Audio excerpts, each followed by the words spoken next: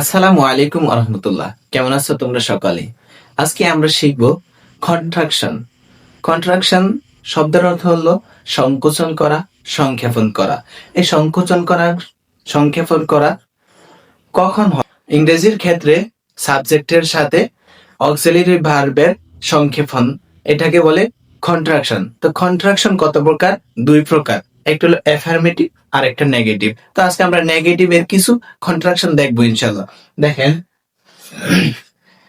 Is not এটাকে contraction করে কিভাবে লেখে দেখো।